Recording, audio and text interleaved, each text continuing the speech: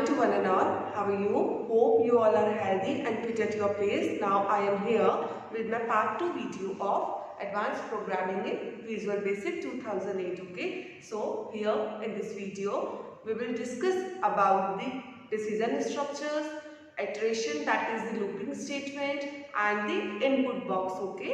So for further practical work we will move to our Windows screen. So students, here our first topic is input box command. Okay, so in our previous session we will read about the message box that used to show a message during the runtime. Okay, but here the input box means if a user want to assign the value to a variable during the runtime, okay, which is entered by the user, then input box is used. Means if a user want to assign a value to a variable when the program is running, then it is done by the input box. Okay, the input box function allows the user to give his input to the program. It allows the user to enter the single data value. Means you have seen many programs where the program asks about your name, enter your date of birth, enter your subject, enter your marks. Okay, so that's a kind of input box. Okay, the box that requires or that allows the user to input his data in the program, that box called the input box. Okay, here you have seen the syntax, means how we can create a input box in Visual Basic. Okay, the first is variable name. Variable name is equals to input box within the braces, quotation start, prompt and title. Okay, here the variable name is the name in which you want to contain or you want to save the data. Okay, the input box is the keyword or the command here.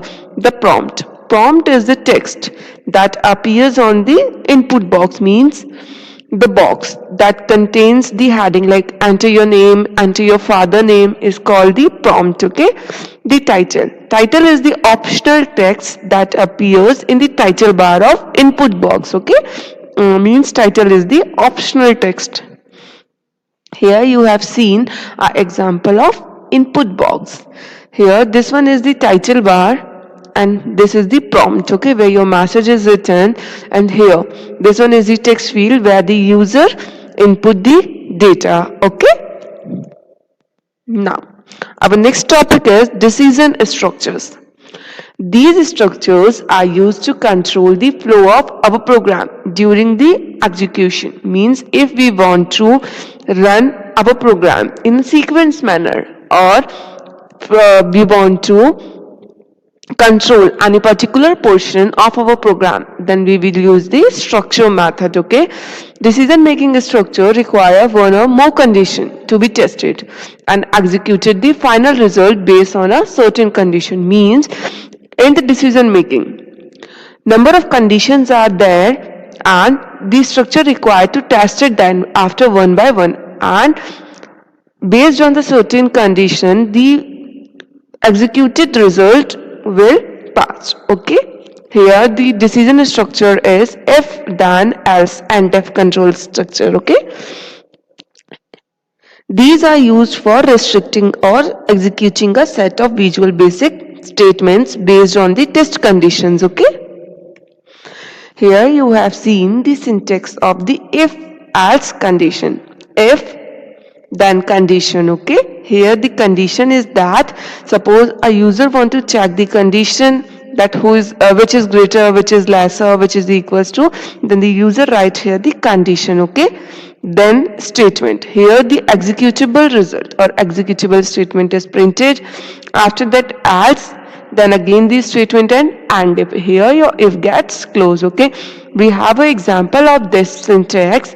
If the value of x is greater than 100, then only in that condition, when the value of x is greater than 100, the printed result is x is greater than 100. Okay, if in the case where the value of x is not greater than 100, means it's the lesser than 100 or equals to 100, then here the printed output is x is lesser than 100. Okay, hope you all are clear with this example.